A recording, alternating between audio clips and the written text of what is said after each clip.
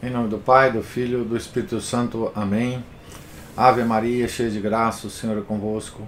Bendita sois vós entre as mulheres, e bendito é o fruto do vosso ventre, Jesus. Santa Maria, Mãe de Deus, rogai por nós, pecadores, agora e na hora de nossa morte. Amém. São José, rogai por nós. São Felipe Neri, rogai por nós. Santa Teresa de Jesus, rogai por nós. Nossa Senhora de Fátima, rogai por nós. Em nome do Pai, do Filho e do Espírito Santo. Amém. Bom dia a todos. Nós estamos aqui na página 91 da biografia de Santa Teresa de Jesus, escrita por William Thomas Walsh. Começando o capítulo, Uma negra noite de divina e terrível aventura. Já Teresa podia andar, rezar, de algum modo trabalhar, retomar a sua parte na rotina da comunidade. Mas em alguns aspectos não estava perfeitamente restabelecida. São José tinha tido cuidado ao escutar-lhe o pedido de não recusar e esquecer aquela antiga oração dos primeiros dias do Carmelo, quando deliberadamente pedira para sofrer, se só assim pudesse chegar ao mais perfeito encontro com Deus. Os 20 anos seguintes foram um perpétuo purgatório de dores físicas, intelectuais e espirituais. Todas as manhãs, desde cerca dos 24 anos aos 44, era acometida de vômitos que por vezes tinham de ser provocados com uma pena para acabar com uma sufocante sensação de náusea e quase insuportável sofrimento que lhe apertava o coração. Só depois disso podia ir tratar das suas obrigações. E nunca pôde comer senão depois do meio-dia. Aqui tem uma nota dizendo que são daqui tiradas todas as citações de Santa Teresa da sua autobiografia, né? Mas isso não era ainda o pior. Os sofrimentos meramente físicos, para alguém tão heróico que os pedia, eram bagatelas em comparação com os assaltos dessa titânica luta da alma que todos os santos, cedo ou tarde, sempre tiveram que sofrer. Abre aspas. E para que a grandeza das revelações não me ensoberbecesse, escreveu São Paulo, foi-me dado o estímulo da minha carne, e é como um anjo de Satanás que me esbofeteia. Por cuja causa roguei ao Senhor 3 vezes que o apartasse de mim, mas ele disse-me: basta-te a minha graça, porque é na fraqueza que o meu poder se manifesta por completo. Portanto, de boa vontade me gloriarei nas minhas fraquezas, para que habite em mim o poder de Cristo. Porque quando sou fraco, então sou forte. Uma citação de 1 Coríntios 12, 7 a 10. E outra vez, abre aspas, nós não temos que lutar somente contra a carne e o sangue, mas sim contra os principados e potestades do inferno, contra os dominadores deste mundo tenebroso, contra os espíritos malignos espalhados pelos ares. Aqui a citação de Efésios 6, 12. Teresa tinha começado a entender o significado destas palavras. Quando Deus convida uma alma a segui-lo às alturas do amor, e a alma aceita, não se transforma instantaneamente de um ser humano, com todas as suas fraquezas e paixões carnais, num anjo de perfeição. Pelo contrário, é então que começa, por vezes, a encontrar dificuldades e tentações perigosas para conquistar a glória de uma ressurreição que faz com que já neste mundo se antegoze a bem-aventurança. A alma tem de conhecer a fome e as privações, o abandono e a incompreensão, a amargura e a soledade de um Getsemane, onde o próprio Deus parece tê-la abandonado. Tem de conhecer a crucificação, mais ou menos prolongada, dos desejos carnais, das ambições, das vaidades. E assim a pobre alma luta e afadiga-se, levanta-se e logo cai, cai e de novo se levanta, e da medonha crise onde mergulhou, emerge para outra crise mais medonha ainda, parecendo a cada momento estar em perigo de se perder no abismo da derrota e da morte definitiva. Nem é este o único perigo da traição e perversidade da natureza decaída de cada um de nós. Os demônios do inferno tomam partido.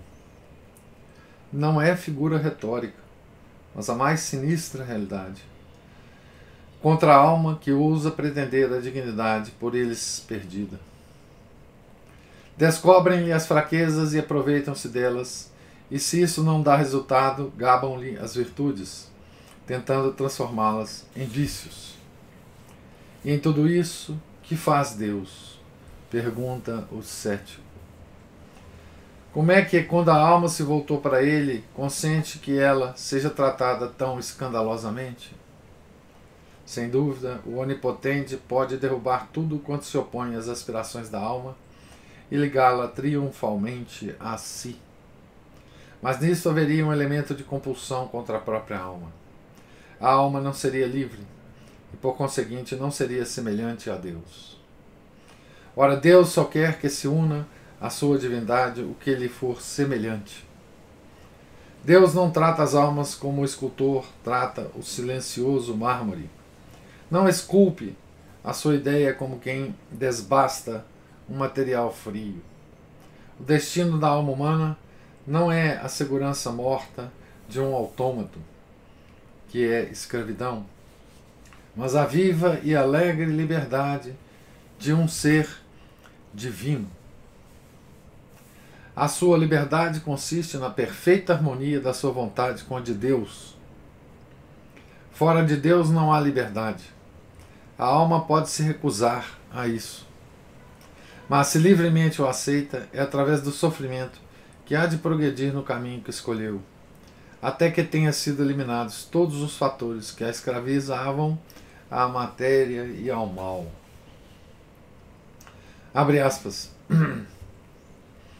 A razão por que é necessária a alma para atingir a divina união com Deus, atravessar esta noite escura da mortificação dos desejos e recusa dos prazeres em todas as coisas, escreve São João da Cruz, é que todas as afeições que ela tem pelas criaturas são, aos olhos de Deus, puras trevas. E quando a alma se reveste destas afeições, não é capaz de ser iluminada e possuída pela pura e simples luz de Deus, a não ser que primeiro se afaste de si, pois a luz aborrece as trevas. O primeiro reencontro de Teresa nesta sublime luta acabou por uma derrota tão sutil que durante muito tempo não deu por ela. E a causa deste desastre foi a sua ignorância deste princípio do desprendimento das criaturas. Era a coisa mais natural deste mundo que, tendo recuperado o uso dos membros e certo grau de saúde, ela gozasse das faculdades tão milagrosamente restauradas e achasse especial prazer, como tantas outras feiras da encarnação, nas visitas de amigos e parentes. As conversas que tinham no locutório eram bem inocentes. Certamente versavam muitas vezes sobre Deus e as coisas de Deus. Como havia a jovem freira de saber que, se era por seu próprio prazer que as apreciava e não exclusivamente por amor de Deus, podiam afastá-la de Deus. Onde podia ela aprender, a não ser em amarga experiência, que na vida contemplativa, mesmo o mais inocente afeto às criaturas pode vir a ser desastroso. Uma das suas mais assíduas visitas era do pai. A vida, para ele, ia se tornando cada vez mais isolada. Um após outro, os filhos deixavam a casa. Primeiro Maria, para casar. Depois Rodrigo, para partir para o Peru. Depois Teresa, para o convento.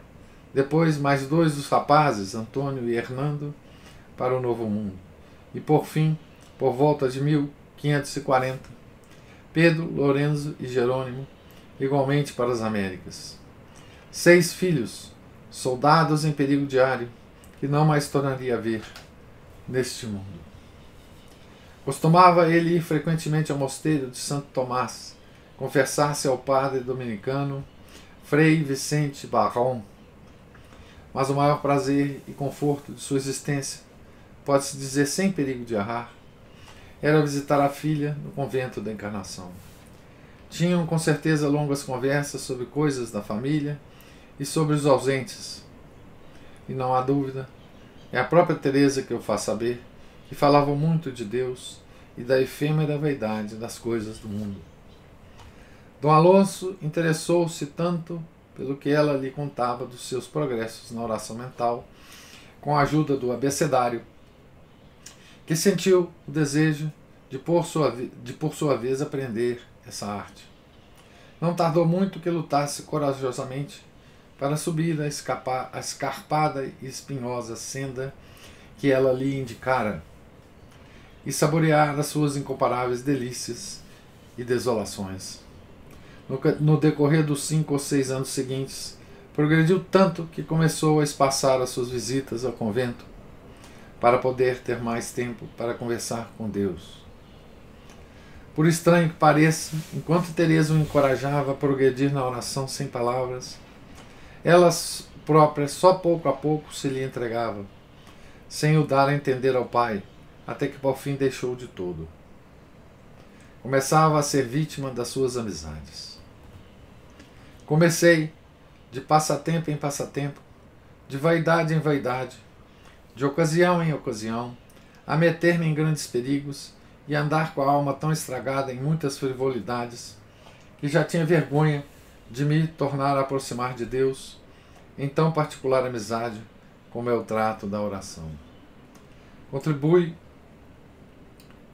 para isso o fato de começar a escassear os gostos e os regalos nas coisas da virtude, em consequência de terem crescido os meus pecados. Via eu bem claramente, Senhor meu, que me faltava a mim o gosto, porque vos faltava eu a vós. Foi esse o mais terrível engano que me podia fazer o demônio, sob pretexto de humildade, que me pus a ter receio de fazer oração por me ver tão perdido. Parecia-me melhor andar com a maioria, pois em ser ruim era das piores, e só rezar vocalmente as orações de obrigação. Não era justo ter oração mental e tanto trato com Deus quem merecia estar com os demônios e vivia enganando as pessoas, pois no exterior tinha boas aparências. Não se há de culpar a casa onde eu estava, porque eu, com minha esperteza, conseguia que tivesse boa opinião de mim. Não era, aliás, fingindo propositalmente cristandade, porque em matéria de vanglória e hipocrisia, glória seja dada a Deus, não me recordo de o ter jamais ofendido. O fato de me não terem por tão ruim vinha de que, embora eu fosse tão moça e me achasse em tantas ocasiões, viam que me afastava muitas vezes e buscava solidão para rezar e ler muito. Gostava de falar com Deus. Era amiga de fazer pintar a sua imagem em muitas partes e de ter oratório, ornando-o de modo a causar devoção. Não murmurava. Ainda havia em mim outros costumes do mesmo gênero que tinha aparência de virtude, e eu era tão vã que sabia prevalecer-me das coisas a que o mundo geralmente tem estima. Isso é um trecho, né, da autobiografia dela. Apesar da baixa... Fecha aspas para ela aqui, né? Apesar da baixa opinião em que se tinha, tão alta a consideravam no convento que lhe deixavam maior liberdade que a qualquer das outras freiras, mesmo as mais velhas. Reconhecendo isto, acrescenta ingenuamente que nunca disto se aproveitou para fazer fosse o que fosse, sem licença, ou para falar com alguém, por alguma fresta, ou por cima dos muros, ou de noite. Abre aspas.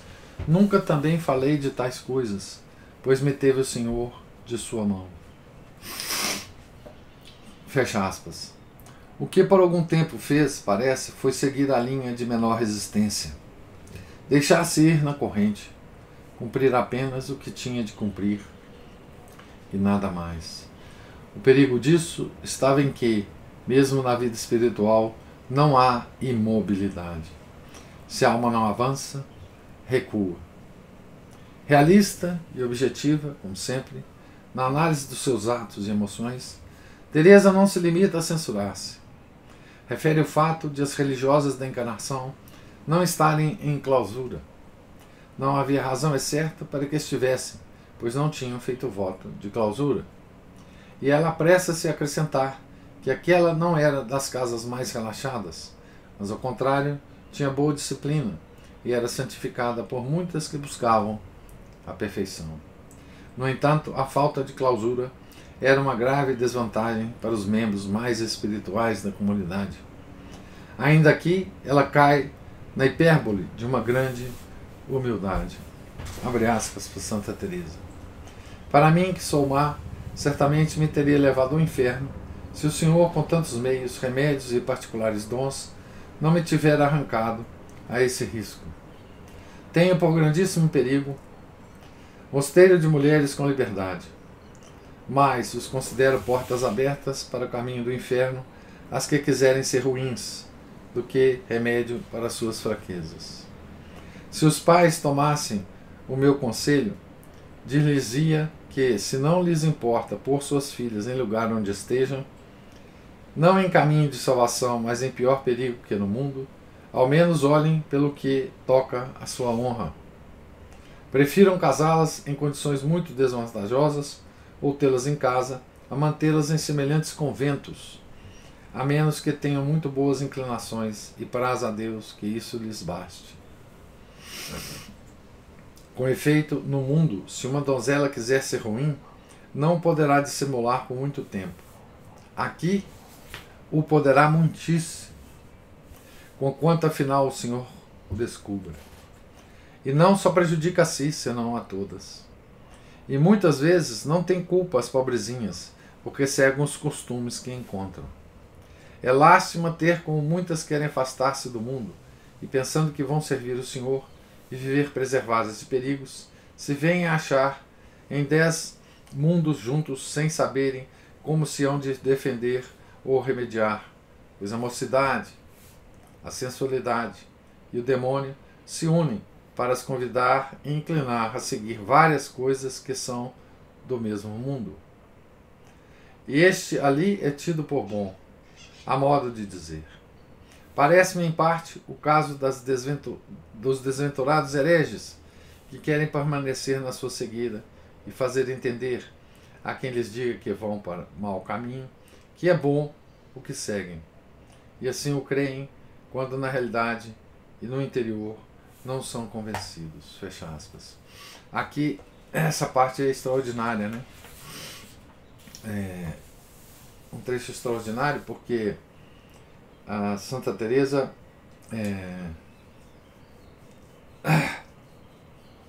compara, né, a vida da religiosa no convento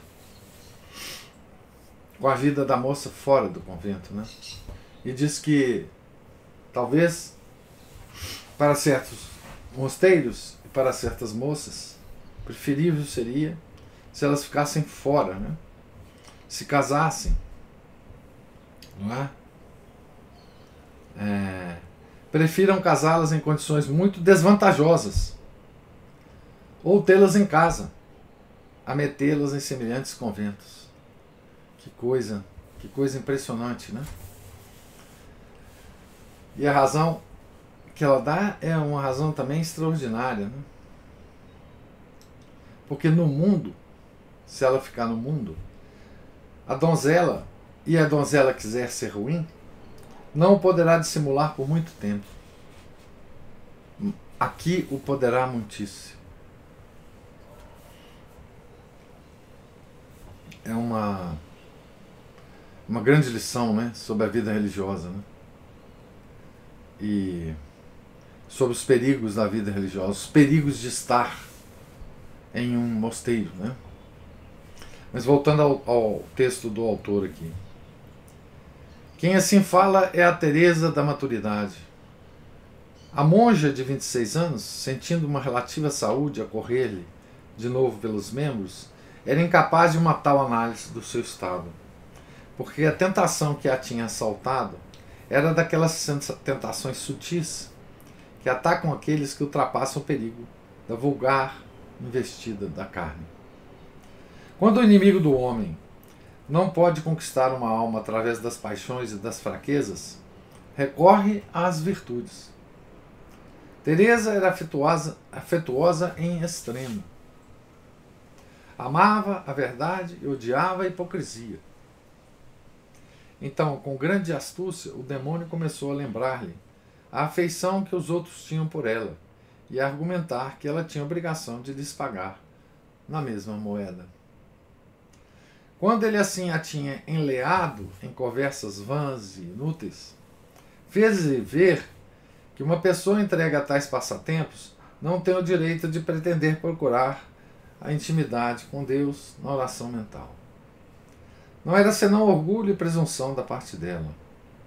Não era justo, assim falso e hipócrita, iludir os outros, fazendo-lhes crer que ela era uma pessoa verdadeiramente espiritual, quando constantemente condescendia com seu gosto de conviver e tagarelar. E no fim das contas, porque havia de acabar com essas conversas, que não eram pecados mortais, quando podia continuar a saboreá-las e ao mesmo tempo ser uma boa religiosa, fazer suas orações vocais e guardar a lei de Deus.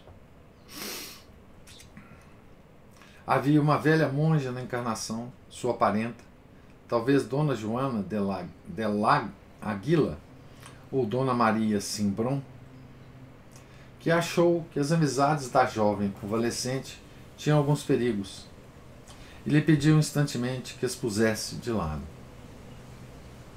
Era, abre aspas, uma grande serva de Deus e profundamente religiosa, fecha aspas. No entanto, abre aspas, eu não só não acreditei nela, como a achei importuna e pensei que ela se escandalizava sem razão, fecha aspas. Continuaram as visitas e cresceu o número das amizades de Teresa. Um dia, estava ela a falar com uma pessoa que tinha acabado de conhecer, não nos disse se era homem ou mulher, e parece não haver fundamento para a hipótese de que era Dom Francisco de Guzmán, filho de Mozinho Rui de Bracamonte, quando se deu uma coisa extraordinária. Subitamente, ela percebeu-se da presença de Cristo naquela sala. Cristo que a olhava com grande severidade, como para mostrar que não achava bem que ela conversasse com aquela pessoa. Abre aspas. Viu com os olhos da alma, mas mais claramente do que eu pudera ver com os olhos do corpo. E ficou-me sua imagem tão impressa que ainda agora, passados mais de 26 anos, tenho a sensação de o ver presente. Fecha aspas.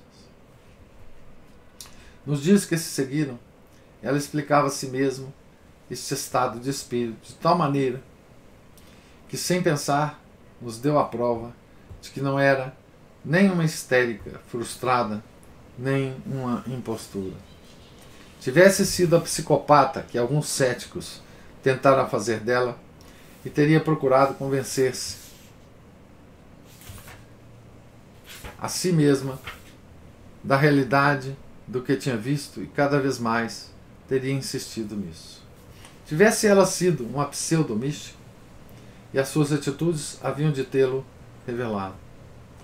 Mas a conduta de Teresa foi bem a de uma católica saudável, honesta e equilibrada. Era a primeira vez que lhe acontecia uma coisa desse gênero. Ela ignorava que se podia ter uma visão imaginária, expressão entre aspas, ou como ela dizia, abre aspas, ver qualquer coisa sem ser com os olhos do corpo, fecha aspas. Por isso mesmo se queria convencer de que devia ter sido uma alucinação, que em realidade nada tinha visto. Ela tinha ouvido dizer que o demônio, por vezes, engana as pessoas dessa maneira, e decididamente afastou a ideia de que Deus a tinha repreendido. Era uma suposição incapaz de prova. Pouco tempo depois, falava outra vez com a mesma pessoa, e sucedeu então outra coisa extraordinária. Escreve assim, abre aspas: vimos, e em outros que ali estavam também viram, e outros que ali estavam também viram, uma espécie de sapo grande vir para nós, com muito mais ligeireza do que costumam andar esses animais. Não posso explicar como no lugar de onde saiu podia haver, em pleno dia, semelhante animal, pois nunca tinha havido, nem depois houve. A impressão que produziu em mim a sua aparição não me parece sem mistério, e jamais me saiu ela da memória. Fecha aspas. Apesar de tudo, mais uma vez se convenceu de que, fosse qual fosse a causa desse fenômeno, nada tinha a ver com as conversas dela, pois estas não eram em si mesmas pecaminosas, e continuou como antes. Talvez uma grande emoção de alguma espécie lhe fosse necessária para arrancar a sua transigência e para trazer à vida contemplativa, para a qual claramente tinha vocação e missão. Fosse como fosse, a emoção estava a ser preparada e havia de vir através de alguém que ela amava estranhamente. O pai, que já ia adiantado na casa dos 60, envelhecia rapidamente. Há algum tempo que isso era visível, e as conversas dele cada vez tratavam mais dos negócios da alma e das esperanças que tinha no mundo do além. Sob as instruções de Teresa, tinha feito grandes progressos na oração de quietude. Isso dava grande prazer à filha, mesmo depois de ela ter deixado de a praticar. Abre aspas para Santa Teresa. Foram tais seus progressos que eu louvava muito ao Senhor e sentia grandíssimo consolo. Grandes provações lhe vieram de muitos lados, todas sofreu com perfeita conformidade. Ia ver-me muitas vezes, consolando-se, de discorrer sobre coisas de Deus. Depois, andando eu tão dissipado e sem ter oração, como vi que me julgava a mesma de antes, não o pude sofrer sem desfazer o engano. Porque estive um ano, e ainda mais apartada desse exercício, imaginando ser mais humilde. Esta, como depois disse, foi a minha maior tentação, que me podia acabar de perder. Pois com oração, sem um dia fazia a Deus alguma ofensa. Em muitos outros tornava a recolher-me e a afastar-me mais das ocasiões. Como o bendito homem me vinha falar, era duro para mim vê-lo tão enganado, pensando que eu continuava a tratar com Deus como costumava. E disse-lhe que já não tinha oração, mas ocultei-lhe a causa. Aleguei que minhas enfermidades me estorvavam. Fecha aspas. O bom Dom Alonso não tinha dificuldade em acreditar que a oração mental estava fora de questão para alguém que sofria diariamente vômitos, enxaquecas, febre, pontadas na região do coração. Abre aspas. Acreditou meu pai nas minhas palavras porque era incapaz de dizer mentira. Acrescentei, para o convencer mais, que já fazia muito em poder rezar o ofício no coro. Fecha aspas.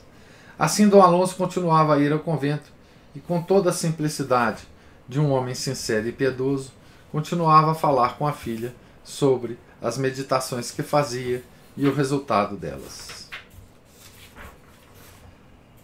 Não era ele o único que se abria com Teresa e tirava proveito da sua instrução. Vários outros começaram a aprender com ela a arte da oração mental, e ela convenceu-se de que, desta maneira, ia compensando a negligência a que a sua falsa humildade a tinha levado. Uma ocasião, em fins de 1543, tendo Teresa 28 anos, o velho pai não veio fazer a acostumada visita. Ela soube que eu tinha cometido uma pontada nas espáduas, que eu não largava nem de dia nem de noite. Seria algum ataque de reumatismo? Ou uma angina pectoris? Qualquer que fosse a causa, Dom Alonso ficou de cama. E alguns dias depois, embora os médicos achassem muito melhor o seu estado e pensassem que se ia restabelecer, pareceu ter o pressentimento de que a morte estava próxima.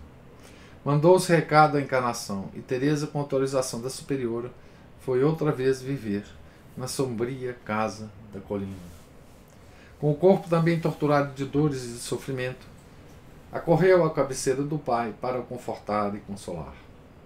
Para mais, tinha invadido um sentimento de futilidade e de vergonha, em consequência de ter deixado a oração mental.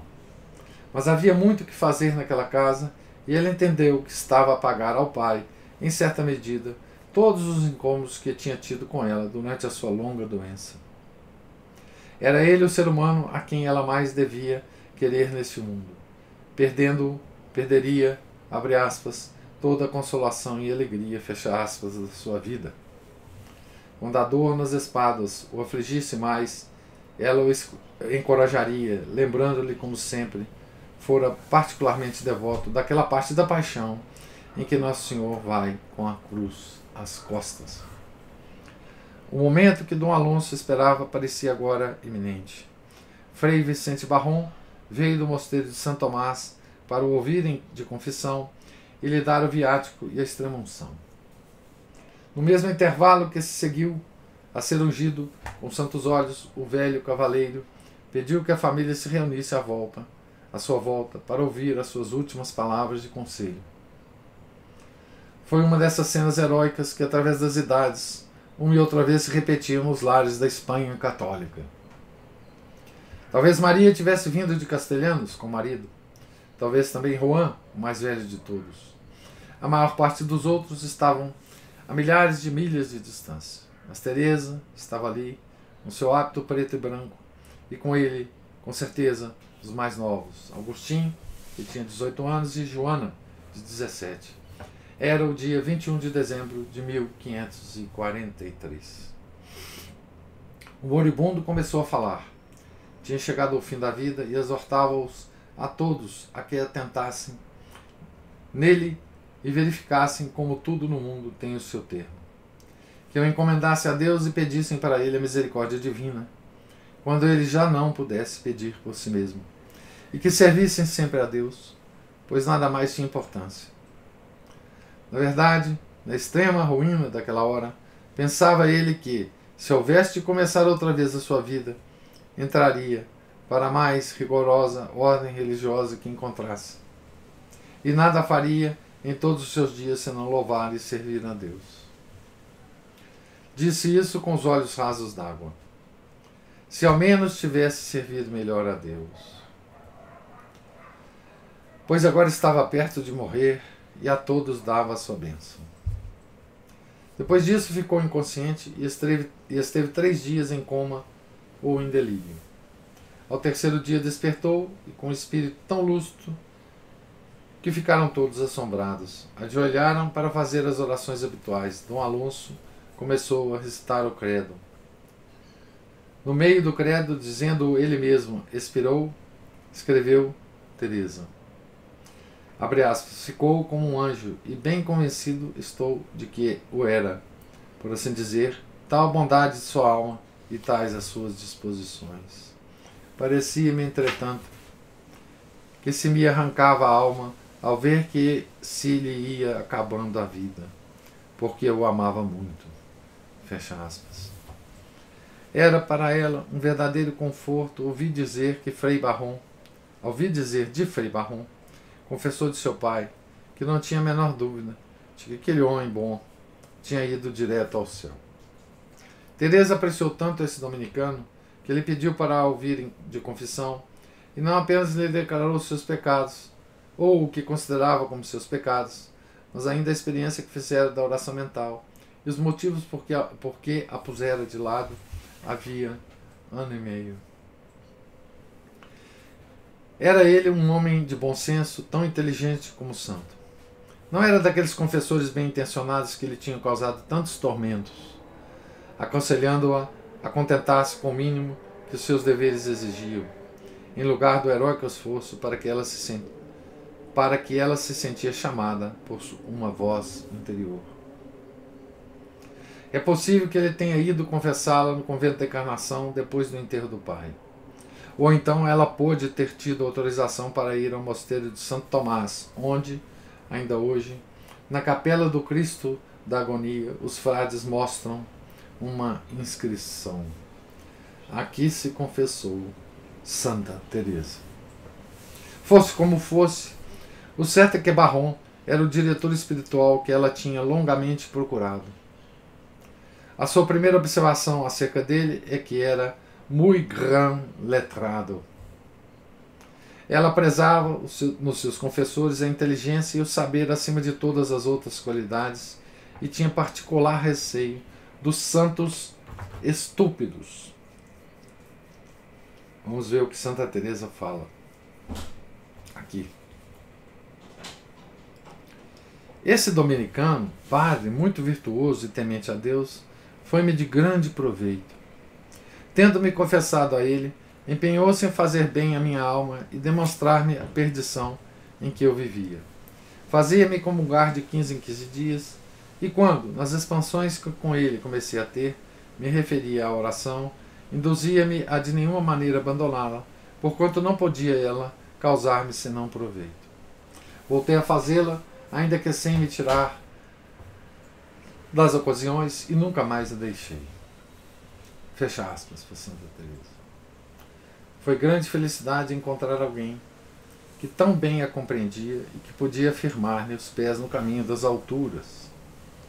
Mas se a dolorosa emoção da morte do pai e o sábio conselho de Frei Vicente quebravam um feitiço que aprendia as inúteis vaidades e a deixaram livre para elevar o coração a Deus, o conflito entre as potências invisíveis, que por tanto tempo a tinha torturado e dividido, esse não terminou de forma alguma.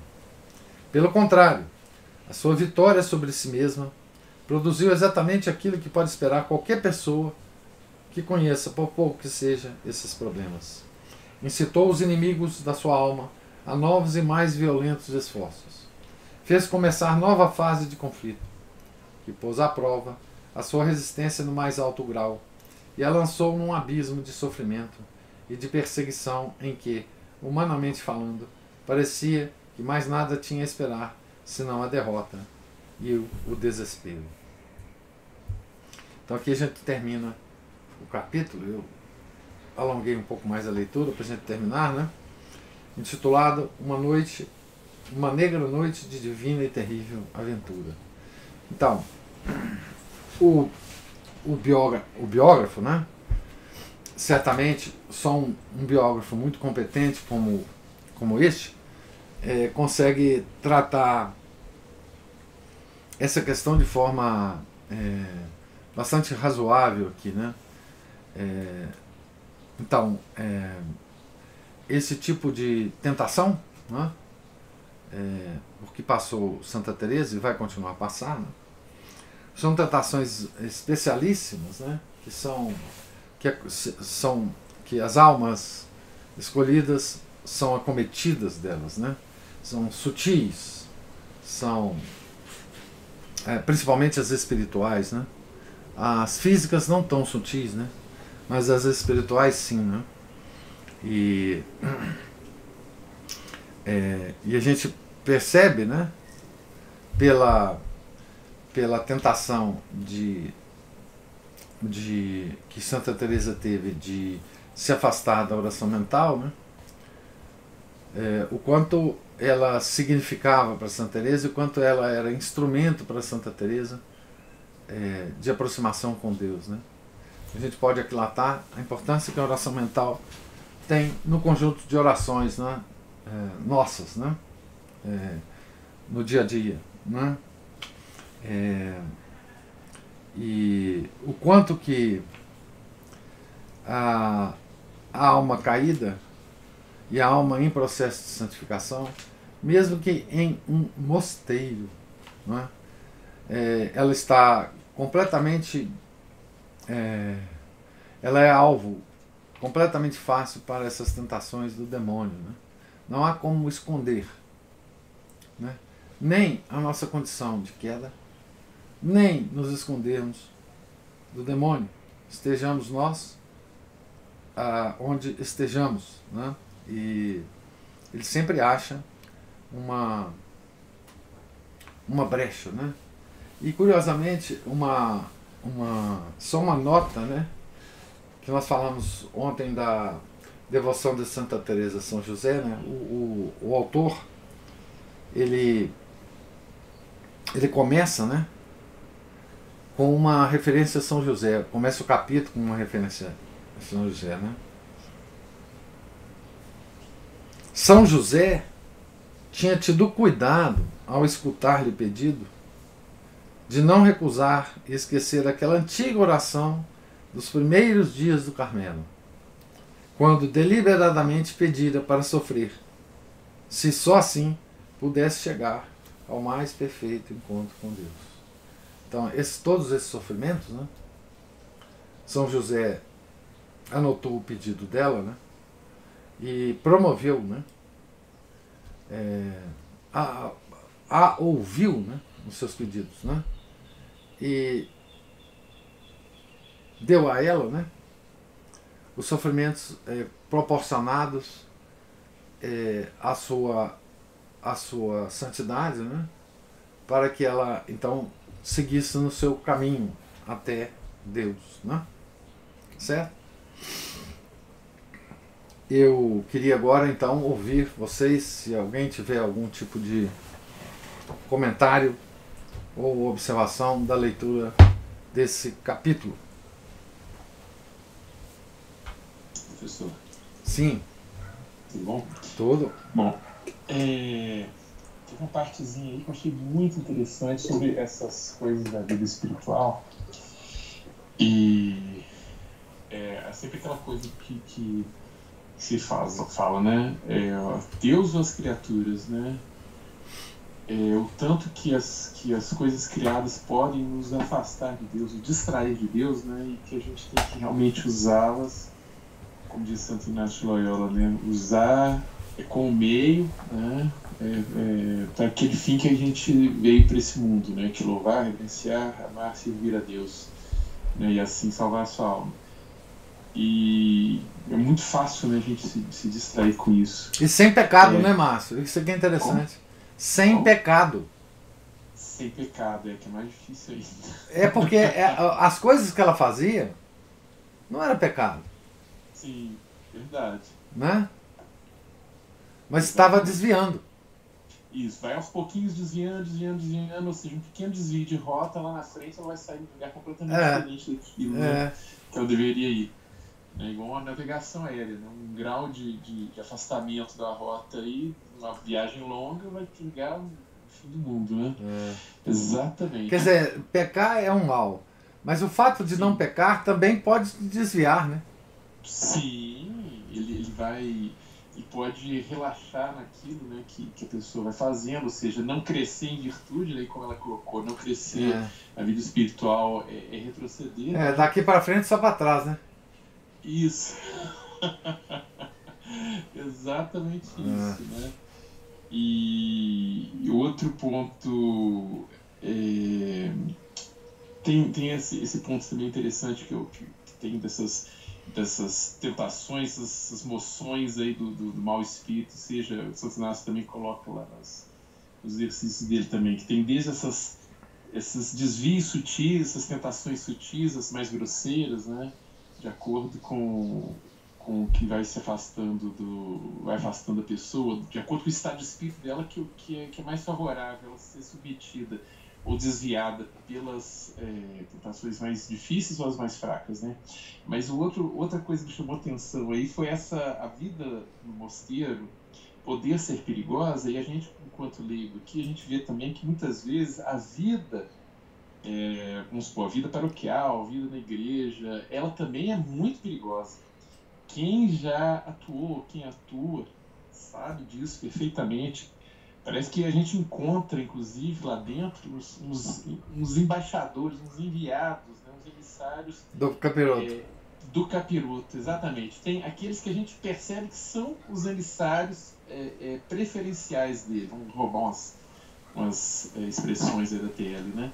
Preferenciais do capiroto. Aquelas ali são constantes, são sempre. Então ali é bom também que, de certa forma, a gente já tem uma certa prevenção contra aquelas pessoas ali, a gente já fica mais atento com o que elas vão fazer. Inclusive é algo que pode ser incluído nas crônicas da catequese. Né? Isso. Tanto quanto catequizandos, quanto pessoas que não têm nada a ver com catequese resolvem, de repente, avançar o sinal vermelho, pular no meio lá do nada, atrapalhar o serviço. Tanto quanto pessoas assim, que inocentemente são. A gente percebe que o bichinho, o capirotinho, dá uma impulsionada para ela, e ela acaba caindo naquilo ali, achando que está fazendo melhor que uma coisa boa, né? Mas na verdade que a gente percebe que, com a experiência, que aquilo não é bom, aquilo atrapalha. Né? E sem contar na vida de paróquia, nessas pastorais aí, aquilo ali é difícil, assim, as pessoas boas mesmo, bem intencionadas, elas fogem disso. Aquilo ali é o caminho pavimentado mesmo pro inferno. Caminho pavimentado, um autobahn, assim, um autobahn, né? Aqui, tipo, pode colocar 400 por hora aí que tá tudo bem, vai em frente, acelera que não vai ter problema, né? Então, bom, caso eu queira comentar alguma coisa a respeito disso, porque, né, isso aí é uma coisa que afeta diretamente a gente, né? E aquela coisa também que Santa Teresa falou, que Santa Teresinha mais tarde, não falou, mas ela deixa entender, mas Santa Teresinha mais lá na frente, Santa Teresa dizia, coloca que é melhor também falar com Deus do que de Deus, ou se distrair, né, do colóquio com Deus. É isso aí. Não, você está certíssimo, Márcio. Assim, a vida na paróquia, eu estou falando paróquia tradicional aqui, né? Quem está envolvido na vida em si, né? Com as suas devoções, né? As suas congregações associadas, né? Congregação Mariana, Congregação do Sagrado Coração, enfim, essas devoções que toda paróquia tradicional tem e se preocupa com ela, né? Essas organizações, digamos, de leigos, elas tendem a... E tem o propósito, né, de ser uma espécie de caminho de religiosidade para leigos, né? O que antigamente era feito nas ordens terceiras, né? Que é muito bom, é muito recomendável as pessoas participarem, mas isso tem todo o problema de uma convivência religiosa entre as pessoas, né? Com todos os seus perigos, né? Com todos os seus desvios, né? Mesmo porque esse tipo de atividade não é regido por regras muito rígidas, né? Apenas regras mais tranquilas de se seguirem, né? E corre-se o risco também do orgulho bater na porta, né? Enfim, corre-se vários riscos nisso, não é? A vida paroquial, nesse nível de engajamento, né? Ela tem todos esses perigos de fato, você está certíssimo, né? E isso sempre existiu, né? Quando a igreja funcionava normalmente, sem pensar na crise que a assaltou, né? Há 60 anos, teve sempre esses perigos, né? Esse é um perigo normal da vida espiritual nossa de paróquia, de fiel leigo normal, né? À medida que você se envolve, quanto mais você participa ativamente das atividades, mais perigo você corre, né? Esse é um tema também que é tratado, né, naquele livro do Monsieur Chutar, né? A alma de todo apostolado, né? Ele se preocupa muito com isso, né? Com esse envolvimento da pessoa nesse trabalho do apostolado, e concomitantemente vai perdendo a sua alma, né? É uma coisa de fato muito curiosa. Ele tem um texto básico lá no livro muito impressionante e assustador, né? é de um homem bem intencionado que se engaja nesse apostolado e vai, através do apostolado, cada vez mais perdendo a sua alma, né? E chega a um estado lastimável no final, né? Mas eu queria comentar uma outra coisa que eu não comentei, que é, a visão que Santa Teresa teve de Nosso Senhor Jesus Cristo, que ela nunca mais esqueceu, né? E depois do sapo, coisa curiosa, né? Então, qual que foi a primeira impressão de Santa Teresa, né? Então, aqui também o biógrafo, ele lembra, né, que Santa Teresa muitas vezes é taxada como histérica, frustrada e uma impostora, né?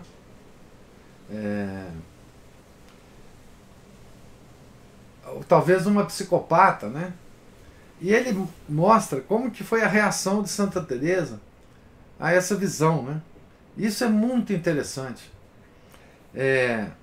Ele fala assim: mas a conduta de Teresa foi bem a de uma católica saudável, honesta e equilibrada.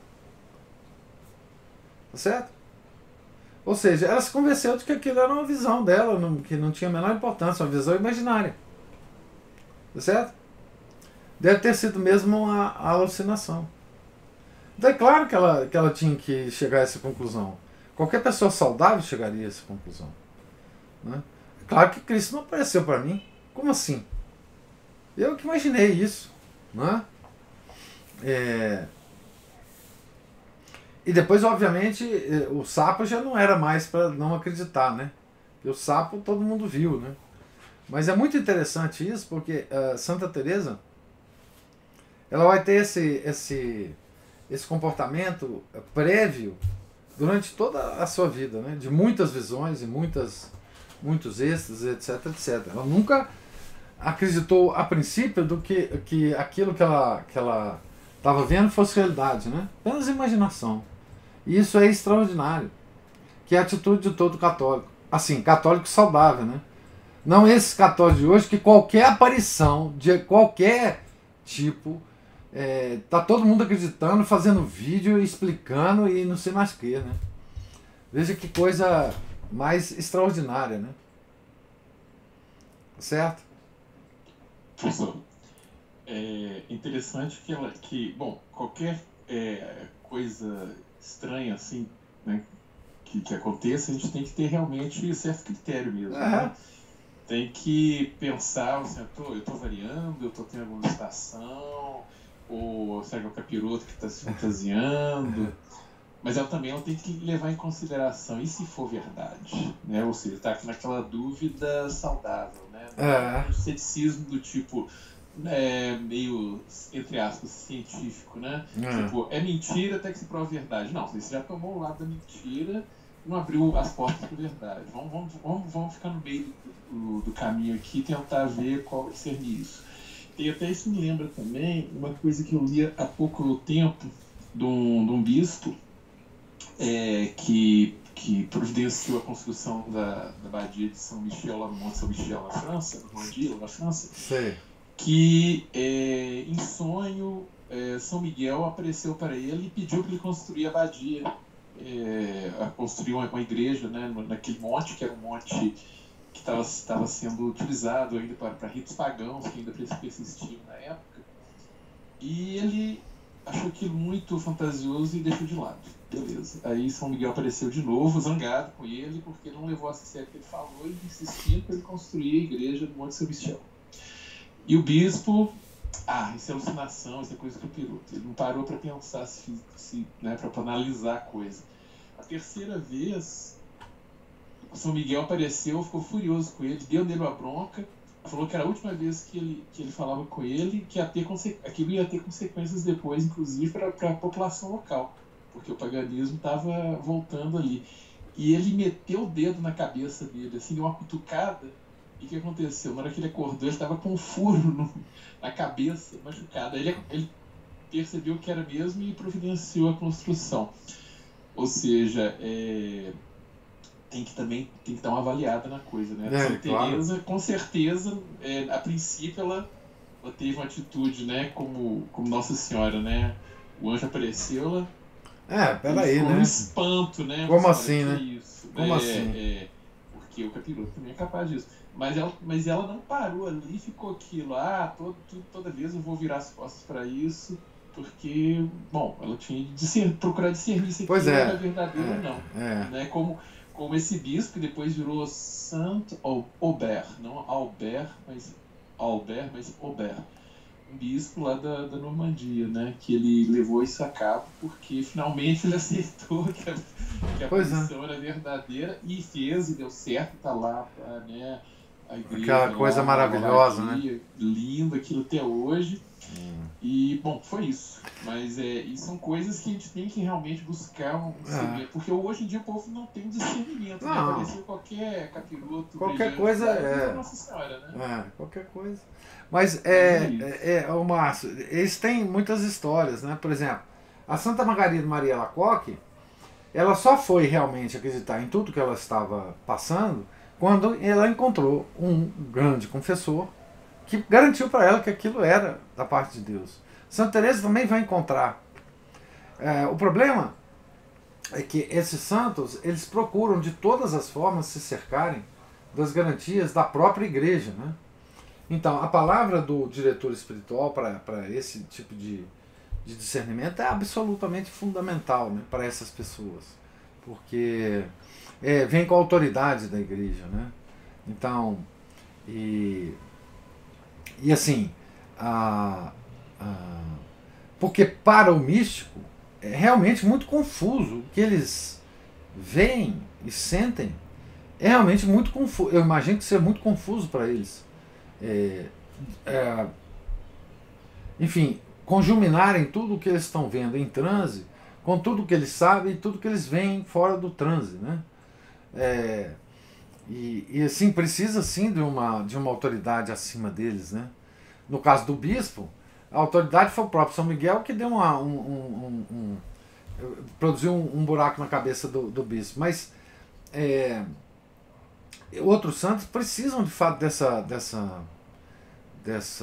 desse discernimento, né? E atitude saudável é justamente não cair na primeira impressão que você tem do que está se passando com você, né? Não é desconhecer, mas é ficar com o pé atrás, né? Falar, peraí, como assim, né? Muitos santos não precisaram disso, né? Por exemplo, São José, a instrução que ele teve toda na vida dele foi em sonho. Ele não precisou de nenhum